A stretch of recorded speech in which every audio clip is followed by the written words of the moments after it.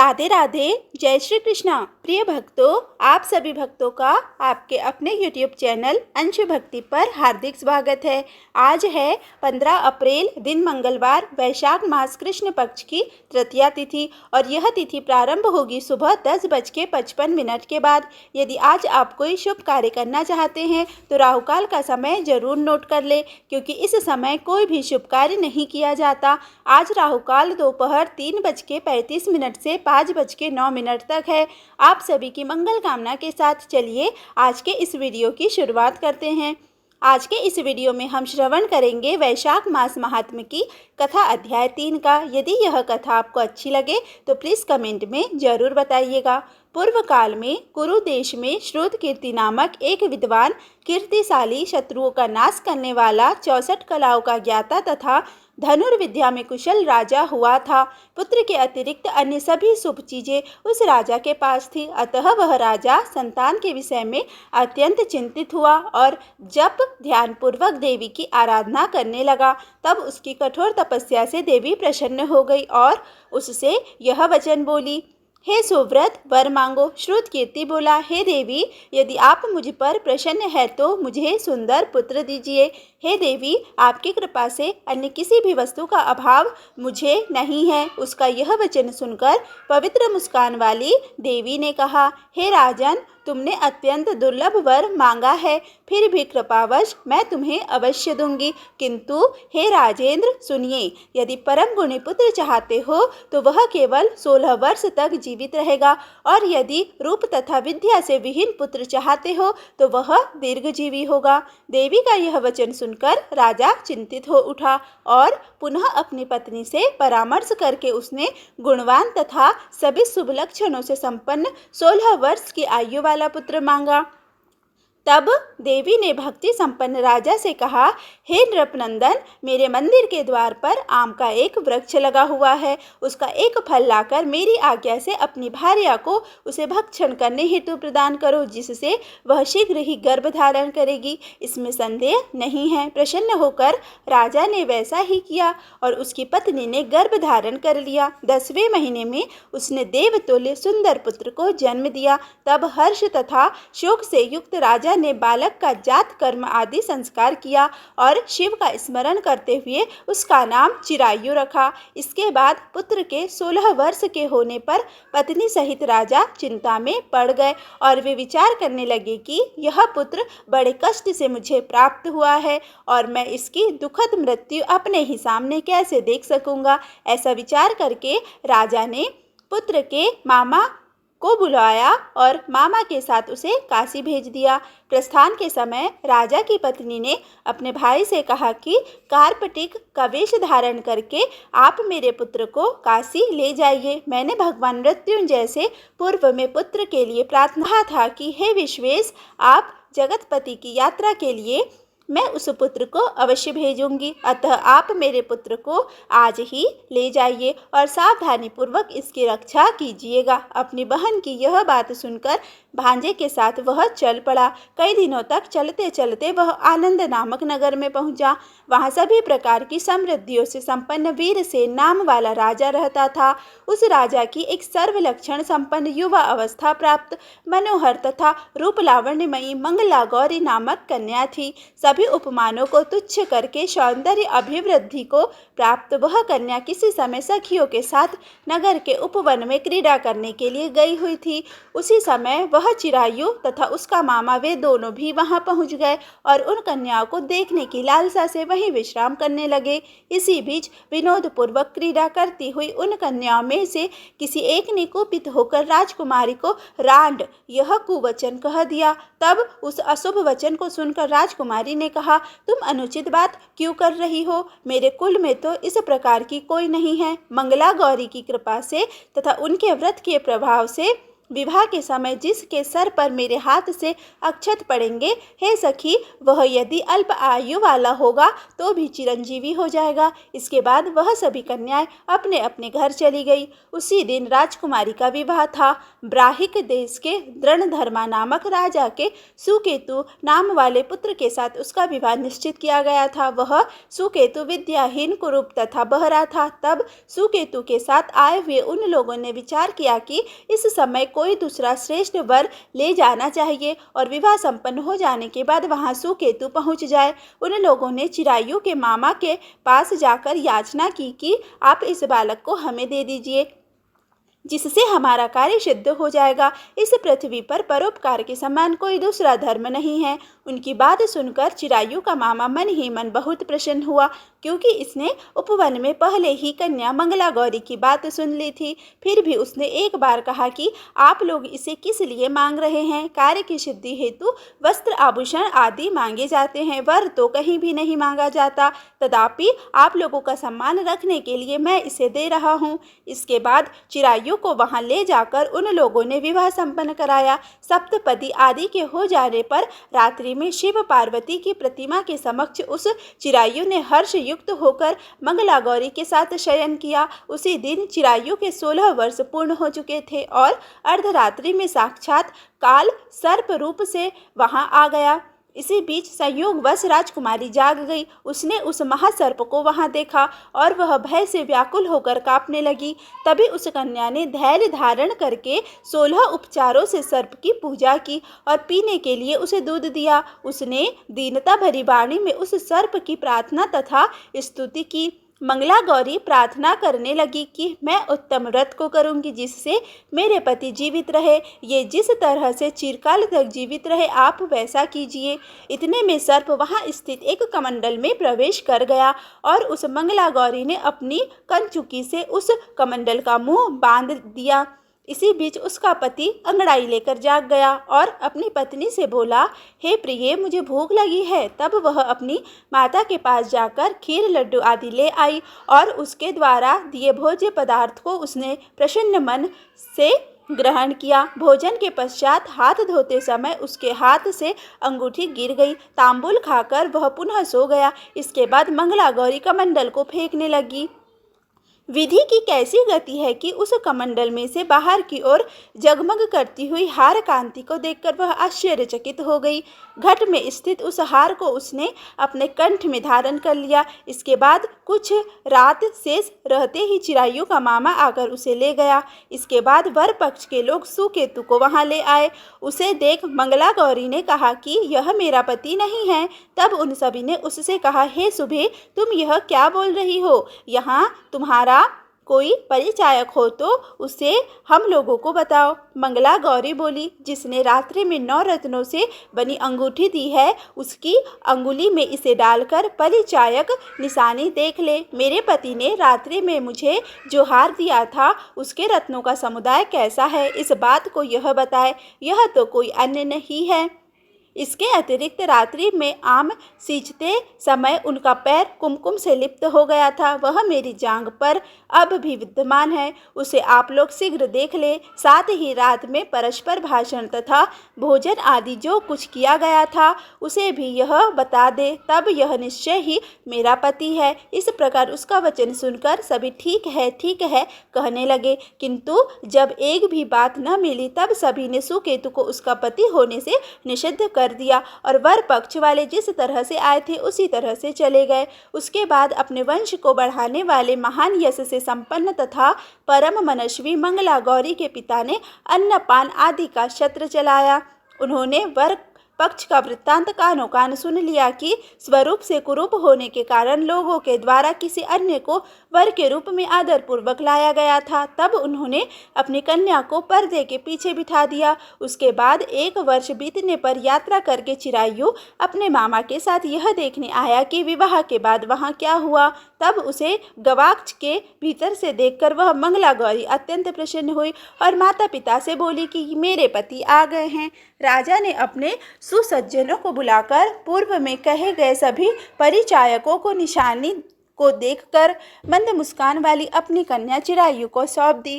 राजा ने शिष्ट जनों को साथ लेकर विवाह का उत्सव कराया। इसके बाद राजा वीरसेन ने वस्त्र, आभूषण आदि, सेना, घोड़े, रथ और अन्य भी बहुत सी सामग्रियां देकर उन्हें विदा कर दिया।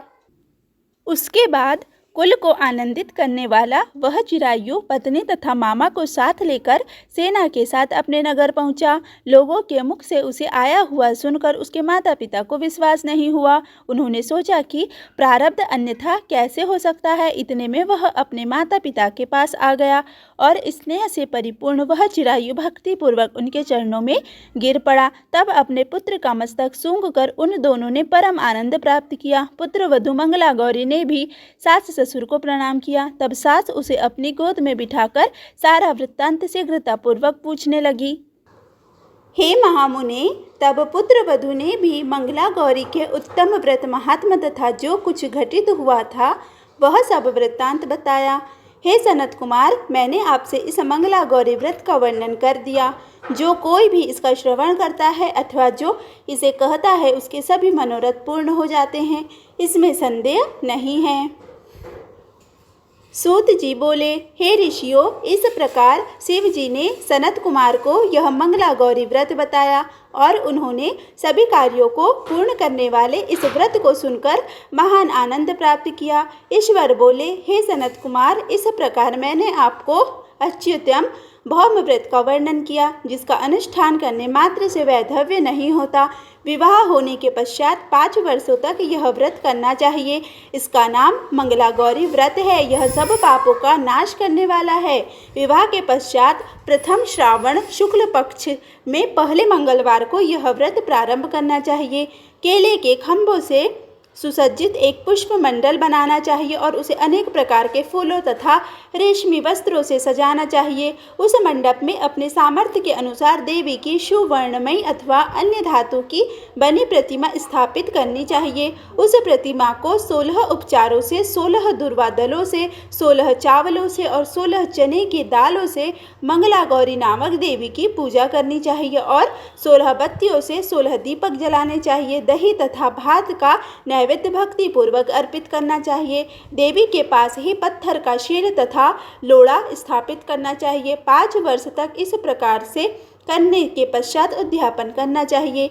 माता को वायन प्रदान करना चाहिए, जिसकी विधि आप सुनिए। अपने सामर्थ्य के अनुसार एक पल प्रमाण सुवर्ण अथवा उसके आधे प्रमाण की अथवा उसके भी आधे प्रमाण की मंगला गौरी की प्रतिमा निर्मित करानी चाहिए। अपनी शक्ति के अनुसार स्वर्ण आदि के बने तंदुल पूरित पात्र पर वस्त्र तथा रमणीय कंचू की ओढ़नी रखकर उन दोनों के ऊपर देवी की प्रतिमा स्थापित करनी चाहिए। पास में चांदी से निर्मित शील तथा लोड़ा रखकर माता को वायन प्रदान करना चाहिए। इसके बाद 16 सुवासिनियों को प्रयत्न पूर्वक भोजन कराना चाहिए।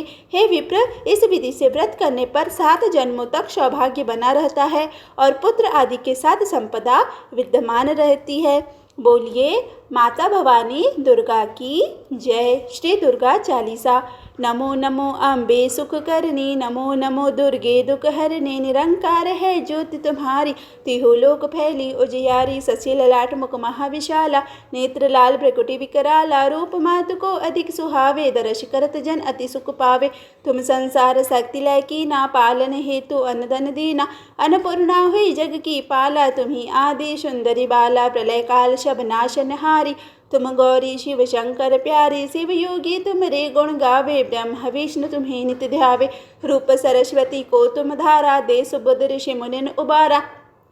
धरा रूप नरसिंह को अम्बा, प्रकट भई फाड़ कर खम्बा। रक्षा करी प्रहलाद बचायो, हिरणा अक्ष को स्वर्ग पठायो। लक्ष्मी रूप धरो जग माही, श्री नारायण अंग समाई। क्षीर सिंधु में करत विलासा, दया सिंधु दीजे मन आशा।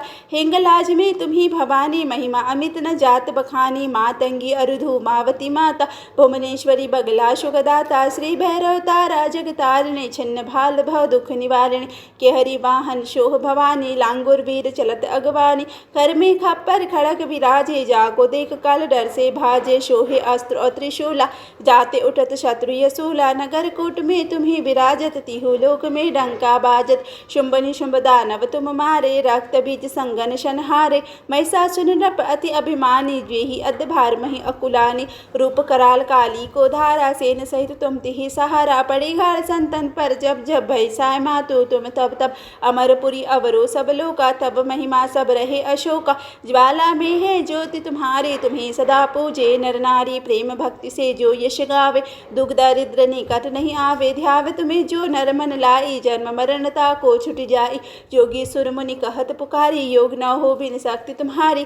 शंकराचार्य तब कीन्हो, काम क्रोध जीती सब लीनो। निश दिन ध्यान धरो शंकर को, काहू काल नहीं सुमिरो तुमको। शक्ति रूप को मरम न पायो, शक्ति गई तब मन पछतायो। शरणागत हुई कीर्ति बखानी, जय जय जय जगदम्ब भवानी। भई प्रसन्न आदि जगदम्बा, दई शक्ति नहीं कीन विलंबा। मोको मातु कष्ट अति घेरो, तुम बिन कौन हरे दुख मेरो। आशा तृष्णा निपट सतावे, रिपु मूरख मोहि अति डर पावे। शत्रु नाश कीजे महारानी, सुमिरो एक चित तुम्हें भवानी। करो कृपा हे मातु दयाला, रिद्धि सिद्धि दे करहु निराला।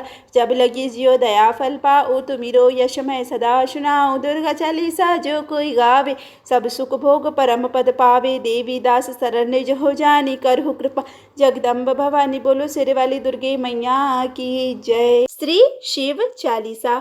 श्री गणेश गिरिजा सुवन, मंगल मूल सुजान। कहत अयोध्या दास तुम, देहु अभय वरदान। जय गिरिजापति दीन दयाला, सदा करत संतन प्रतिपाला। भाल चंद्रमा सोहत नीके, कानन कुंडल नाग फनीके। गंग गौर सिर गंग बहाए, मुंड माल तन छार लगाए। वस्त्र खाल पागंबर सोए, छवि को देख नाग मुनि मोहे। मैना मातु की है दुलारी, बाम अंग सोहत छवि न्यारी। कर त्रिशूल सोहत छवि भारी, करत सदा शत्रुन क्षयकारी। नंदी गणेश शोहित कैसे, सागर मध्य कमल है जैसे। कार्तिक श्याम और गणराऊ, या छवि को कही जात न काऊ। देवन जब ही जाए पुकारा, तब ही दुख प्रभु आप निवारा। किया उपद्रव तारक भारी, देवन सब मिल तुम्ही जुहारी। तुरत सदानन आप पठायु, लव निमिष महामारी गिरायु। आप जलंधर असुर संहारा, सुयस तुम्हार विदित संसारा। त्रिपुरासुर सन युद्ध मचाई, सभी कृपा कर दीन बचाई। किया तभी भागीरथ भारी, पूरा प्रतिज्ञा तसु पुरारी। दानिन मह तुम समको उनाही, सेवक स्तुति करत सदाही। वेद नाम महिमा तव गाई, अकत अनादि भेद नहीं पाई। प्रकट उदति मंथन में ज्वाला, जरे सुरासुर भय विहाला।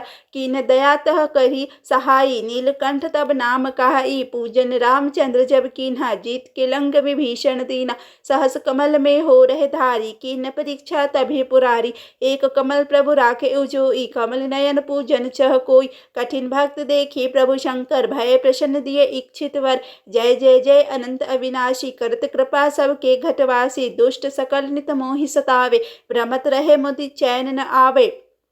त्राहि त्राहि में नाथ पुकारो, यही अवसर मोहि आन उबारो। लै त्रिशूल शत्रुन को मारे, संकट से मोहि आन उबारो। मातु पिता भ्राता सब कोई, संकट में पूछत नहीं कोई। स्वामी एक है आस तुम्हारी, आए हरू अब संकट भारी। धन निर्धन को देत सदाई, जो कोई जाचे वो फल पाही।